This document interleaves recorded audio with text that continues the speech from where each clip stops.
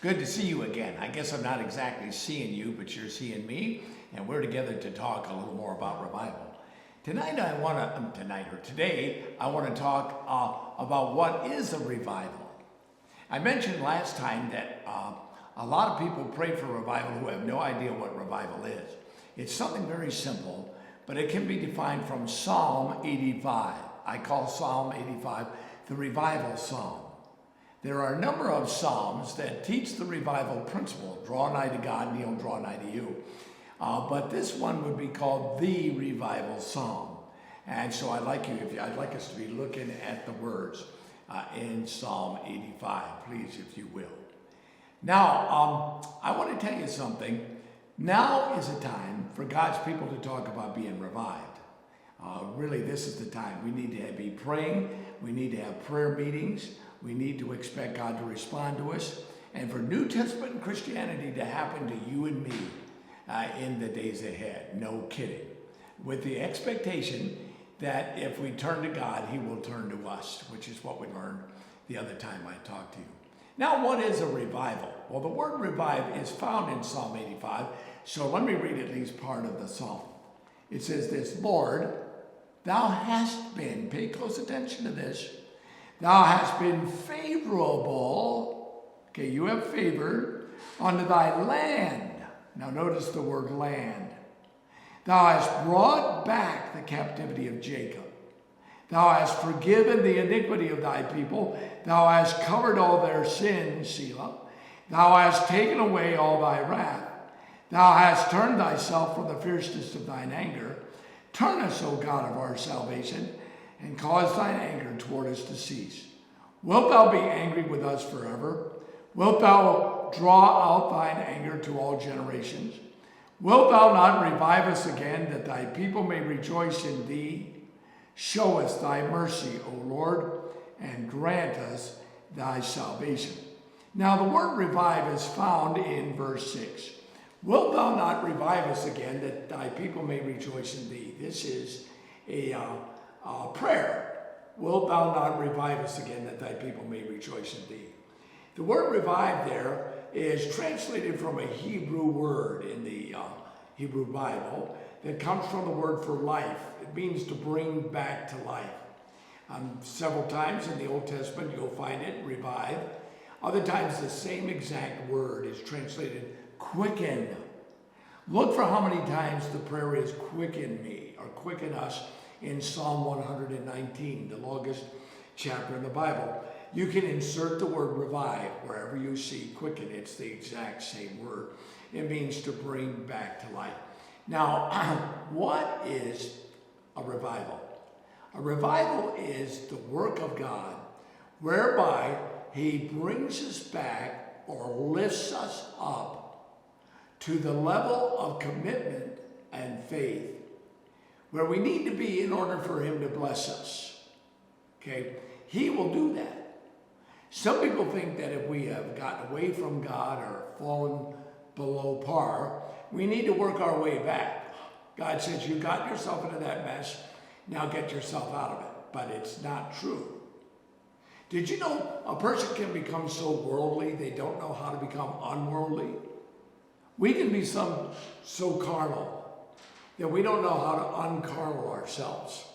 We can be in a hole and filled with unbelief and sin. Did you know that down there in the hole you can get desperate and just cry out and say, help, help, God, revive me, get me out of this hole. In Psalm 85, the prayer is, thou hast brought back the captivity of Israel.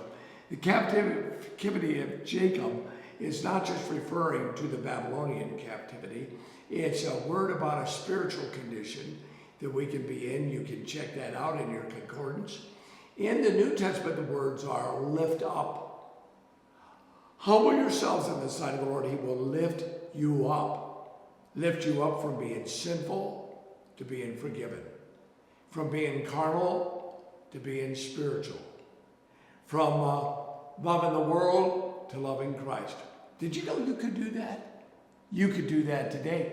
Humble yourself and get desperate and cry out to God for him to revive you. That's what revival is. God lifting us up or bringing us back to where he can bless us. Okay? Now let me say a little more about that. What happens when we are lifted up to that level of faith? That depends on what covenant we're living under.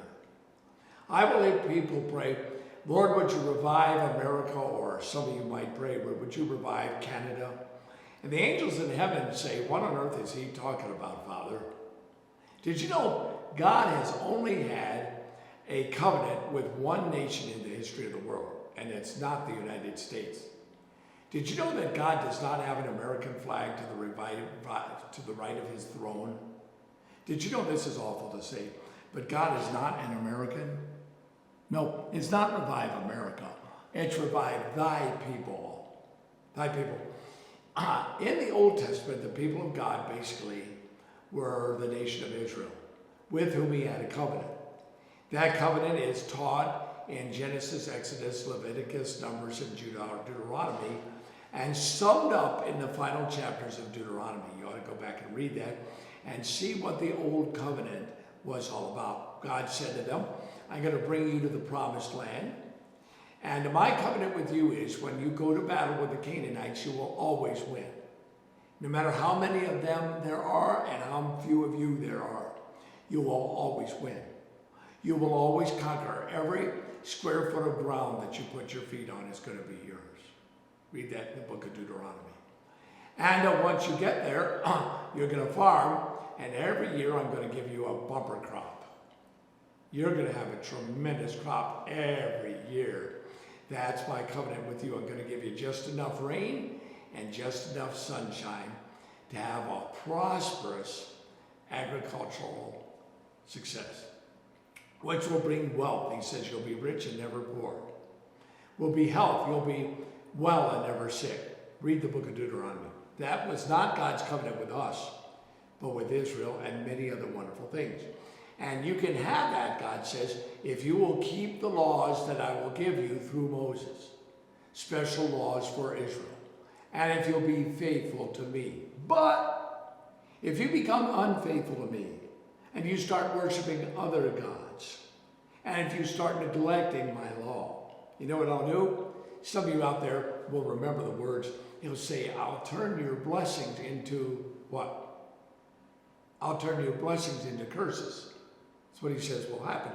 Then in Deuteronomy 30, he says this, but you know what? No matter how far you go into sin or how far away from the Holy Land, I send you in chastisement for your sins. No matter how far you go, if you turn to me from that place with all your heart, I'll turn back to you and I'll bring the blessings back. That's revival. And what happens in a revival depends on what covenant you're under. And if you're a Jew in the Old Testament, that's what was going to happen. As a matter of fact, during the tribulation period, the nation of Israel is going to have an Old Testament revival. And God's going to bring them back to him. And they'll become the people of God again in a special way. And he's going to send them Jesus to be their king. Now watch. You and I live under the new covenant. The people of God in our day are believers in Jesus Christ assembled in churches. That's who we are. But the principle's the same. If you become below par, if you're not filled with the Spirit, if you're not obeying the Great Commission, if you're not right with me, if you'll humble yourself and seek my face, I will lift you up. Draw nigh to God, and he will draw nigh to you. Cleanse your hands, ye sinners. Purify your hearts, ye double-minded. Be afflicted and mourn and weep. Let your laughter be turned to mourning and your joy to heaviness. Humble yourselves in the sight of the Lord, and he will lift you up. That's the New Testament revival with New Testament results. The new covenant is promised in Jeremiah and Ezekiel, and it's expounded in Hebrews 8, 9, and 10.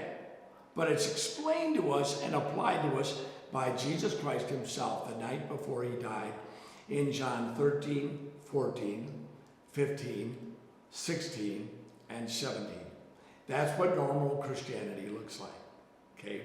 And if we realize we're below par, and then we humble ourselves and seek his face, he will bring us back to that wonderful spot of what the Bible calls the abundant life. That's what revival is. Now, let's look a little bit more. I won't take a whole lot longer. Notice the first few verses.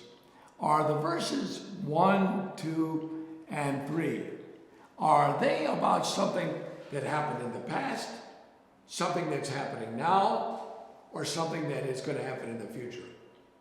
Tell me now, I can't hear you. But I'd like you to actually look at those verses and wherever you are, tell me, is that past, present, or future? Well, it's past. Thou hast been favorable unto thy land. That's talking about the farm.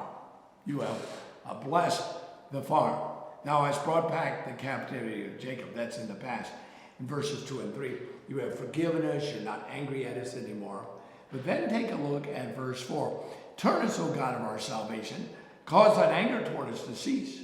Now, anybody reading Psalm 85 would say, cause thine anger toward us to cease. I thought you already had done that. Verse 3, thou hast taken away all thy wrath. Thou hast turned thyself from the fierceness of thine anger. Now he's saying, turn us, O Lord, and stop being angry with us. Wilt thou be angry with us forever? Wilt thou draw thine anger to all generations? Now, it's interesting. Something he already did. Now we're praying for it again, and that's the key word. In verse 6, wilt thou not revive us? What's the next word? Wilt thou not revive us again, that thy people may rejoice in thee? Now, the people of God need periodic revivals. We really do. And in Judges chapter 2, you can see that.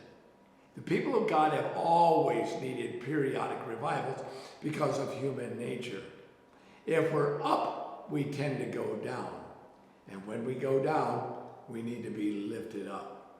That's the way that goes. Like, for example, if I'm spiritual, I tend to become carnal. If I'm loving Christ, I tend to love the world. If I'm obedient, I tend to start disobeying again. I tend to go down, so I need periodic revivals. That's why Jesus said, take up your cross daily and follow me. When I was in college, we were told to have devotion. That is, Bible reading and prayer every day. And I remember one of the sayings was this: if you miss your devotions one day, you'll know it. If you miss your time with God 2 days in a row, your roommates will know it.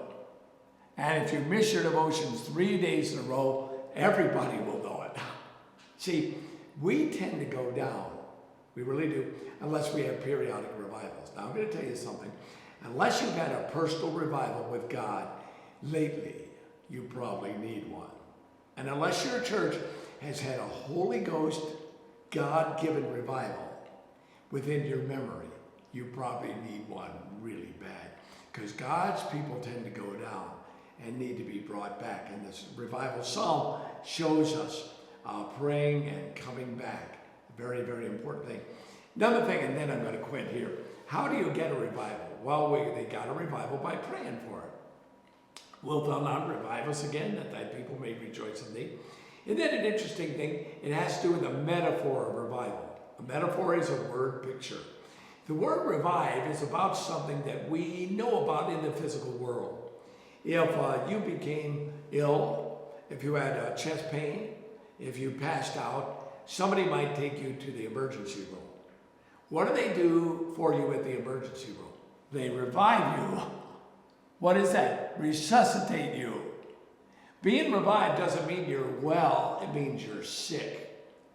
Okay? Now, by definition, a revival is something you can't do for yourself. If I was in a service and a man fell over into the aisle and was passed out and real peaked and everything, if I walked up to him and said, "Sir, you're really ruining this sermon. You better be a man and revive yourself," well, I'll tell you one thing, I would not be very popular because the man can't revive himself. By definition, reviving is something somebody else has got to do for you. So that's why prayer is the way you get it. You cry out to God in desperation. Say, "God, you've got to revive me. I'm desperate. I can't do this myself. Got to revive me." That's why throughout the Bible, Old Testament and New, revivals come in answer to prayer and history. which I'll be able to give you some accounts of in some of the other sessions that we have together. But I'm going to tell you right now, praying for a revival is the way you get a revival. I will tell you one story from my life. I was at a large Christian college that most of you fundamentalists have heard of, and I was there for a Bible conference, and I preached one morning, and a young man came up to me after the service. He said, "Could I talk to you just a minute?" I said, "Sure." He said, "I got some questions." I said, "All right, let me hear your questions." He said, "I didn't agree with your sermon." I said, "Okay, so what's the problem?" Well, after we talked a little while, it was obvious to me it wasn't that he disagreed with me. It was that he was mad at people, important people in his life. He didn't like what he called fundamentalism. And that was my topic that morning, fundamentalism. And finally I said, "James, you know what? You don't disagree with fundamentalism. You just don't like fundamentalists. And one of the reasons you don't like fundamentalists is a lot of fundamentalists are carnal. And fundamentalism doesn't need revising. Fundamentalists need revival." Well, it ended up that the next morning, I met with him and about a dozen other kids. He was a senior, who were all worked up. He was about to leave school, but he wasn't really right with God. And he was kind of the leader. And we had breakfast together. And he said, "We'd like to talk to you about revival." So he started with this question. He said, "We'd like to know what is a revival." And I just told him basically what I've told you. Then he says, "Why don't we," and I don't mean this student body, and I don't mean the Christian world, I mean us 12. "Why don't we have revival?" And I said, "Well, can I be very honest with you? My impression is that what's keeping you from revival is that you're proud, you're arrogant, you are disrespectful of your elders, and you're very sinful, although you talk religious." That's what I think the problem is. I'll never forget it, folks. They got real quiet. 2 of them were starting to cry. Finally, he said, "How can we get a revival?" I'll tell you exactly how to get a revival. You need to talk directly to Jesus Christ. You need to have a prayer meeting and talk to Jesus Christ and tell him about your need and ask him to revive you again. How would we do that? We talked a little while. Went back to where we were staying, told my wife about that meeting. I said, "I think God is really working on this campus." I just met with some kids who are critical, rebellious, but in a way they're searching. She said, "Why don't you meet with them to pray?" I said, "Well, they've got us busy. The college has got us busy all day long." She said, "Would you feel bad about missing the planetarium showing?" I said, "No." So we'll give that up. Well, we saw some of the kids. We said, "I could join with you in prayer about 4 o'clock this afternoon."